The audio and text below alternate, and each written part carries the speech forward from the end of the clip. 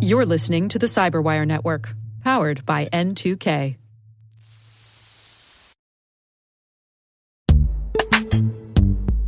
Struggling to secure on-prem apps with modern identity? Don't worry, you're not alone. Join industry leaders from Fortune 500 organizations to secure your apps on any cloud with any IDP, regardless of your environment's complexity. Meet Strata's identity orchestration platform, Mavericks. Say goodbye to the headaches of app refactoring and legacy tech debt. With identity orchestration, you can modernize legacy apps to use MFA or passwordless authentication in a few weeks, migrate from one IDP to another, and so much more without changing the app. No matter your IAM use case, Strata extends the value of your current identity investments. And the best part? You can try it for free today. Visit strata.io/cyberwire to share your biggest identity challenge, and they'll hook you up with a complimentary pair of AirPods Pro. Don't miss out. Visit strata.io/cyberwire. That's strata.io/cyberwire.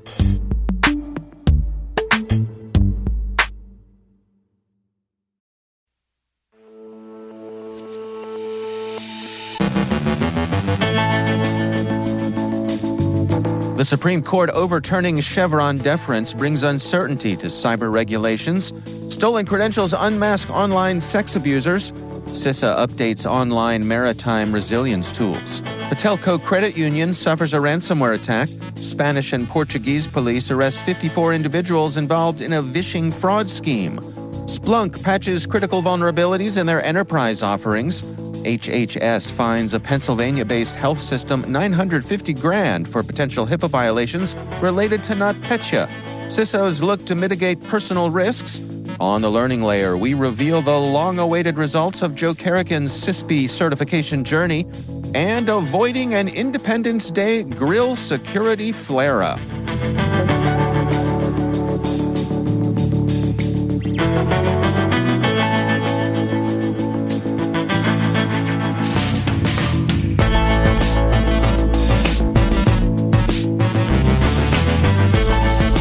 It's Wednesday, July 3rd, 2024. I'm Dave Bittner, and this is your CyberWire Intel Briefing.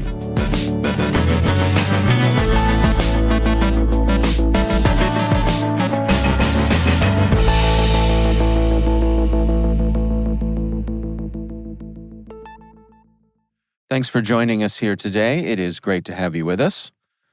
The U.S. Supreme Court has dramatically shifted the regulatory landscape with its decision in Loper Bright Enterprises versus Raimondo, undermining nearly 40 years of established law by overturning the Chevron deference. This precedent had allowed courts to defer to regulatory agencies' interpretations of ambiguous congressional statutes. Now, the courts are the final arbiters, potentially destabilizing federal regulations across various sectors, including cybersecurity. Chief Justice John Roberts stated that courts must independently determine if agencies have exceeded their statutory authority. This decision does not overturn past cases, but encourages new challenges to existing regulations. For cybersecurity, this means recent regulations might face significant legal hurdles. Potentially impacted regulations include SEC cyber incident reporting, FCC data breach reporting rules, CISA cyber incident reporting, TSA cybersecurity directives, and many others. Pending regulatory actions, such as Coast Guard maritime cybersecurity rules and FCC requirements related to the Border Gateway Protocol, could also be affected. Furthermore, long-standing rules like those from NERC and the Nuclear Regulatory Commission may face fresh judicial reviews. This decision introduces uncertainty for CISOs who must navigate conflicting judicial decisions across different circuits. Existing regulations remain in effect, but the likelihood of deregulation and inconsistent application of laws will complicate compliance efforts. CISOs should prepare for a turbulent regulatory environment and potential shifts in cybersecurity requirements due to increased litigation and judicial scrutiny. So hold on to the bar. We may be in for a bumpy ride. Researchers at Recorded Future have discovered that thousands of users on darknet websites sharing child sexual abuse material can be identified using stolen credentials. InfoStealer malware, typically used to steal banking logins, also captured credentials for CSAM sites on the Tor network. These logs link anonymous CSAM site users to clear web accounts, like Facebook, revealing real names and personal data. Recorded Future analyzed this data and identified around 3,300 users with CSAM site accounts and shared their findings with U.S. law enforcement. Case studies include a previously convicted child exploiter and a volunteer at children's hospitals with multiple CSAM site accounts. The research highlights how InfoStealer data, which also includes various other criminal activities, can aid law enforcement in uncovering offenders and protecting children. The report aims to demonstrate the potential of such data in criminal investigations. The U.S. Cybersecurity and Infrastructure Security Agency has enhanced its Marine Transportation System Resilience Assessment Guide, that's the MTS Guide, with a new web-based tool for maritime stakeholders. The updated guide, incorporating expertise from partner agencies, offers resources and methodologies to evaluate and strengthen the resilience of port networks and inland marine transportation systems. It uses sophisticated techniques like Bayesian network analysis and provides a systematic framework for resilience assessments. The MTS Guide is customizable and scalable, similar to other planning frameworks, and helps identify issues, focus assessments, and implement findings. The guide emphasizes a holistic view of infrastructure, people, and organizations to develop strategies for reducing losses during disruptions. It also features a resilience assessment resource matrix, a web-based library with over 100 tools, and resources to support maritime resilience assessments. Patelco Credit Union, serving Northern California, shut down several banking systems following a ransomware attack on June 29th. Patelco, with over $9 billion in assets, is working with cybersecurity experts and has reported the incident to regulators and law enforcement. Affected services include online banking, the mobile app, and outgoing wire transfers, while ATMs and cash deposits remain functional.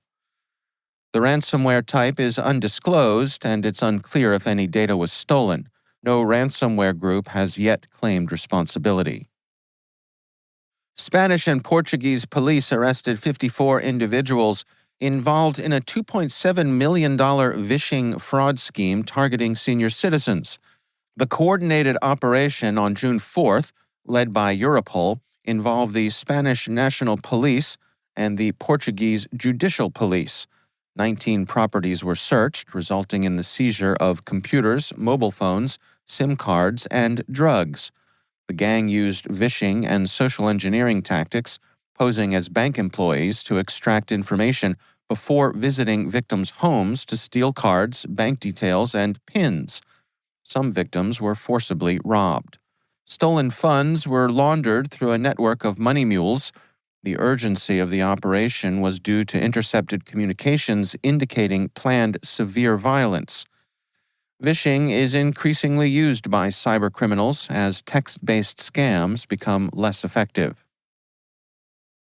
Splunk has released security updates to fix critical vulnerabilities in Splunk Enterprise versions 9.0, 9.1, and 9.2, which could allow remote code execution, command injection, and crashes. Users are urged to update immediately.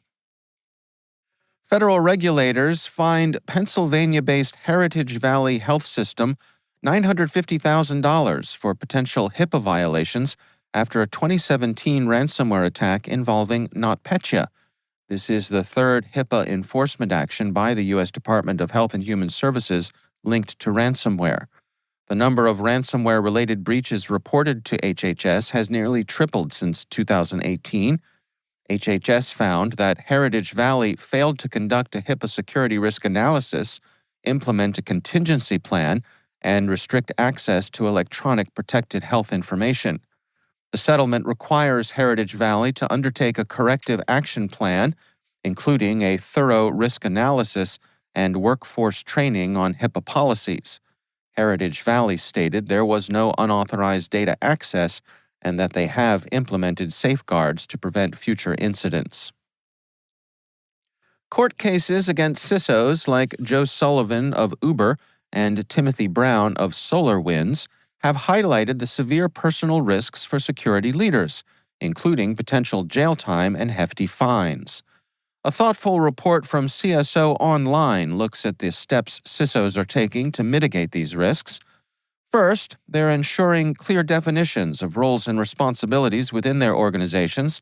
Transparent corporate standards help prevent misunderstandings about accountability in risk management. Meticulous documentation has become essential. CISOs like David Cross of Oracle SaaS Cloud are keeping detailed records of all decisions and actions to reduce personal liability and provide evidence of compliance with corporate policies. Maintaining a risk register is another critical strategy.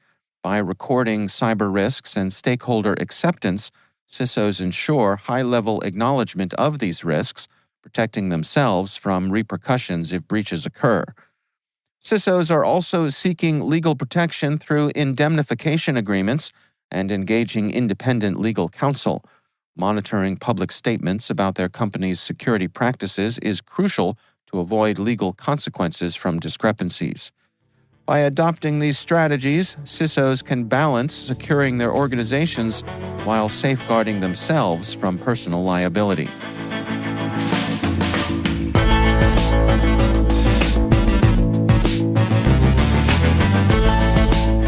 Coming up on our Learning Layers segment, host Sam Meisenberg and Joe Carrigan reflect on his test day experience and what advice he has for others who are in the home stretch of their studies. Stay tuned to see how Joe did.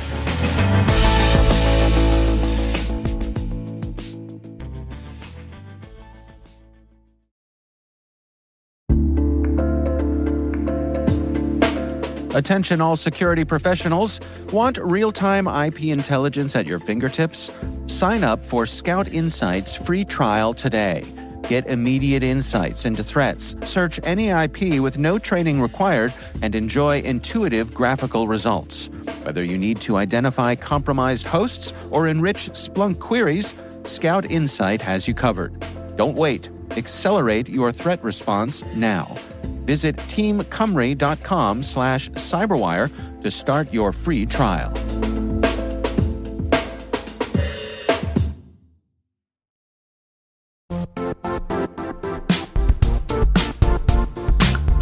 When it comes to ensuring your company has top-notch security practices, things can get complicated fast. Vanta automates compliance for SOC 2, ISO 27001, HIPAA, and more, saving you time and money. With Vanta, you can streamline security reviews by automating questionnaires and demonstrating your security posture with a customer-facing Trust Center. Over 7,000 global companies like Atlassian, Flow Health, and Quora use Vanta to manage risk and prove security in real time.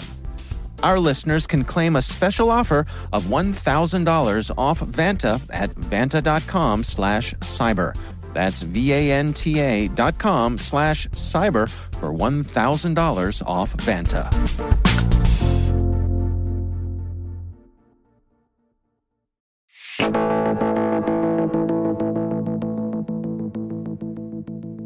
On today's Learning Layer segment, our host Sam Meisenberg teams up with Joe Carrigan, my co-host over on Hacking Humans, to see how Joe did on his CISSP certification exam.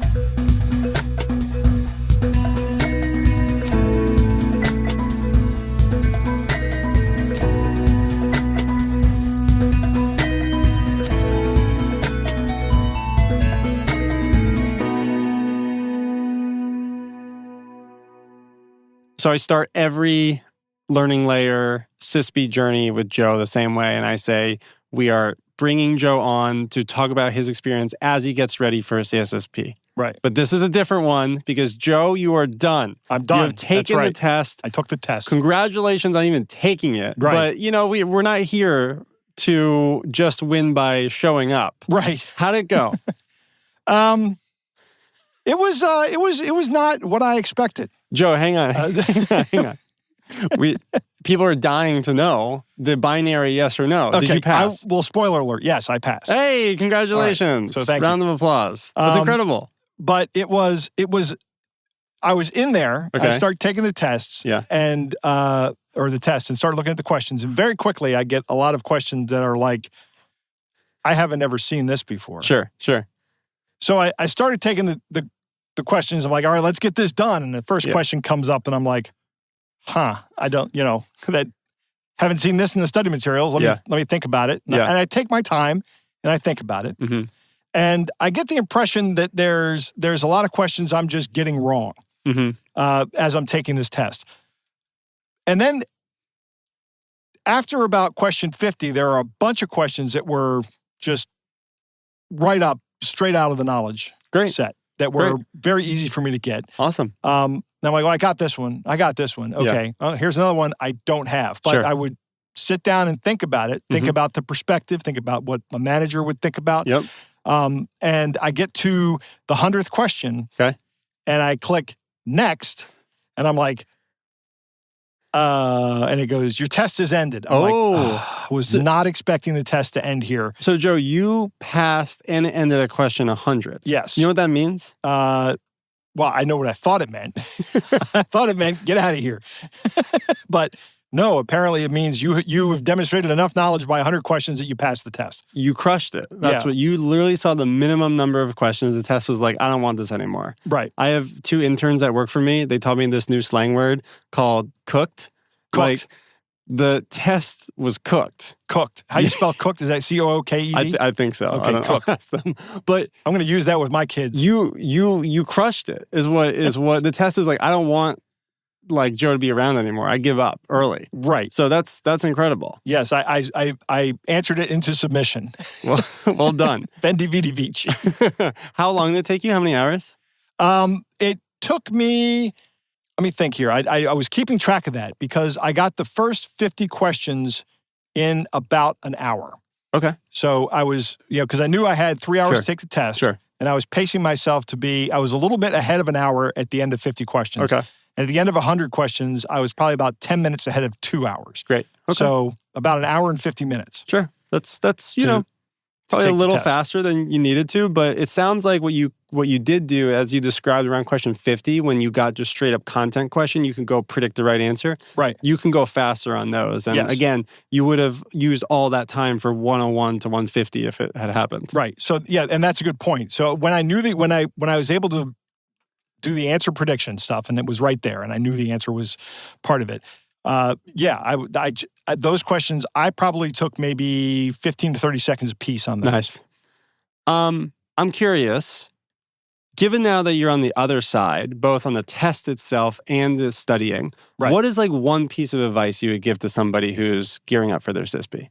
It's more about the way you think about things than it is about the knowledge. The knowledge is good. The knowledge is very important. Yeah. But it's more like you've been saying the entire time, it is about the managerial way of thinking. Mm-hmm.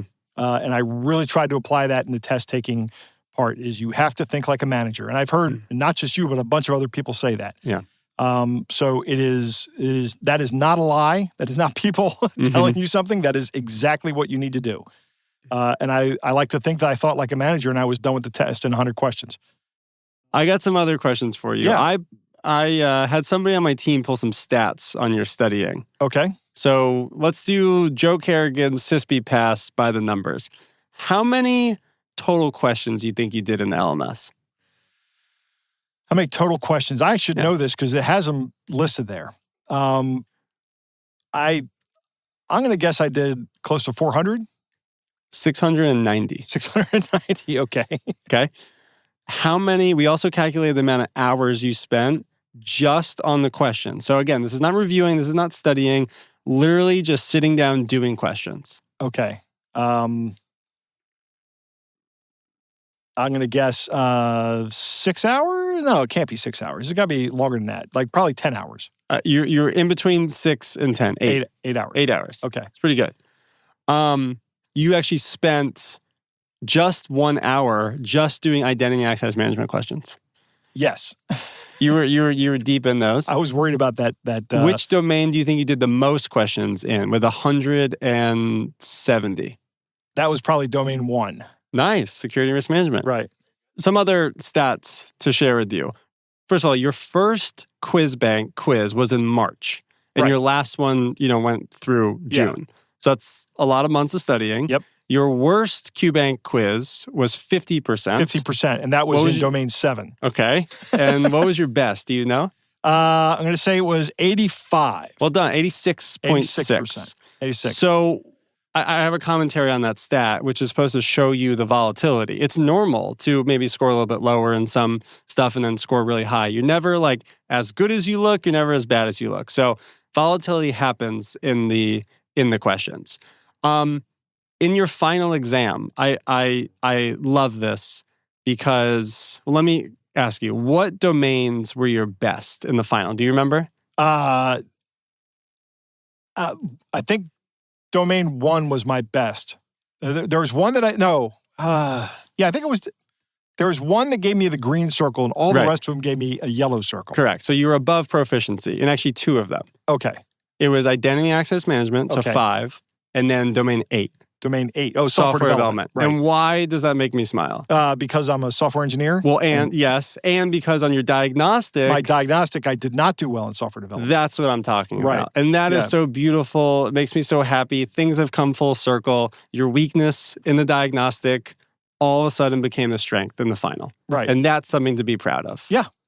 Yeah, it was good. So I asked you what a takeaway was from your perspective. I have a takeaway I want to share with the listeners. Okay. All of the stats that I just shared, 690 questions. It takes a lot to pass this test. Yeah. Like all the hard work you put in, that's what it takes. There are no shortcuts when you're studying for certification exams, especially the CISSP. I would agree with that 100% with this. So congratulations again, Joe. And also on a personal level, I have to thank you because if you hadn't passed, I would look really bad. You made me look good. You and me both, really. I mean, so congratulations. It was great working with you.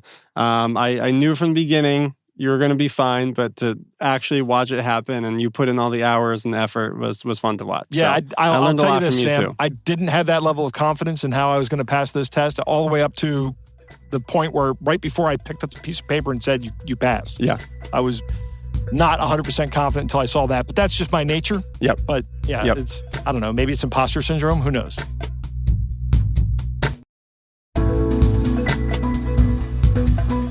Congratulations. Thank you. You can't fudge your way around being fully certified CISSP. So congratulations again. And whenever you're ready for the next cert, let me know. Okay. I will let you know.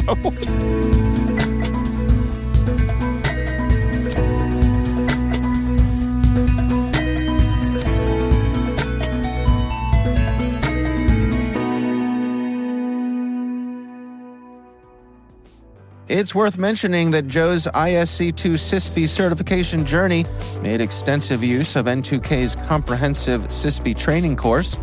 You can find out more about that on our website.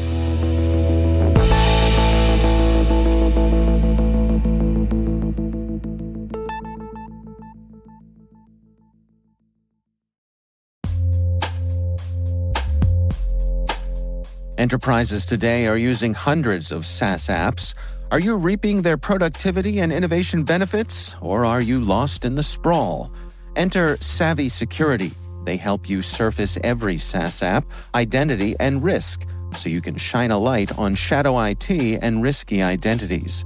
Savvy monitors your entire SaaS attack surface to help you efficiently eliminate toxic risk combinations and prevent attacks.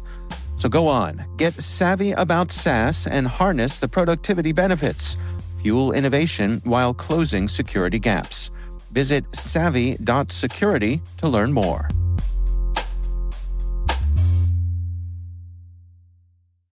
This episode is brought to you by Shopify. Forget the frustration of picking commerce platforms when you switch your business to Shopify, the global commerce platform that supercharges your selling wherever you sell. With Shopify, you'll harness the same intuitive features, trusted apps, and powerful analytics used by the world's leading brands. Sign up today for your $1 per month trial period at shopify.com/tech, all lowercase. That's shopify.com/tech.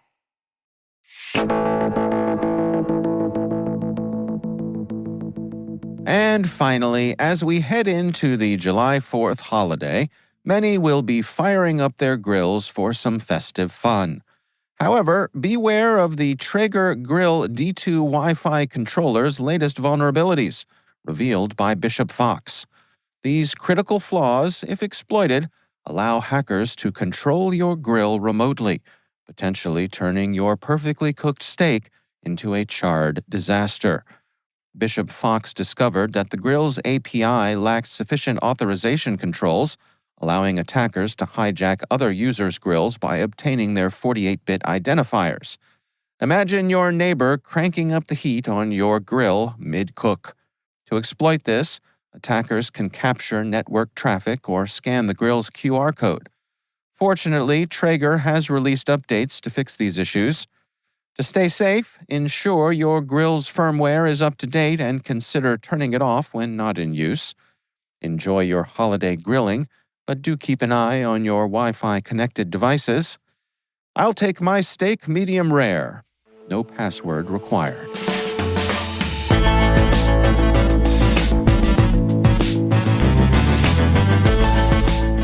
And that's the CyberWire. We'd love to know what you think of this podcast. Your feedback ensures we deliver the insights that keep you a step ahead in the rapidly changing world of cybersecurity.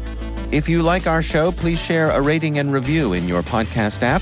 Please also fill out the survey in the show notes or send an email to cyberwire@n2k.com.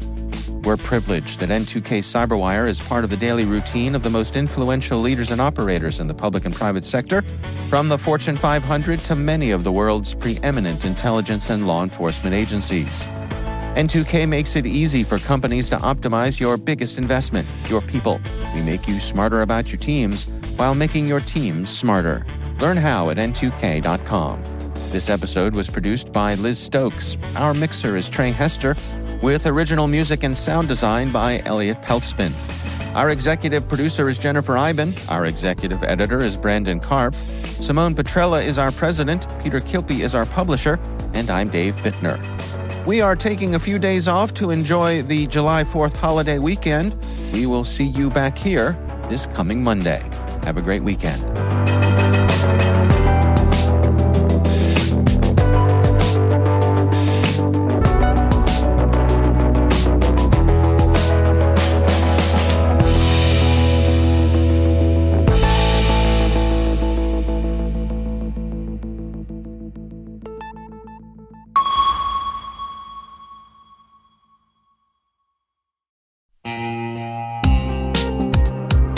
This September 18th and 19th in Denver, a tight community of leading experts is gathering to tackle the toughest cybersecurity challenges we face.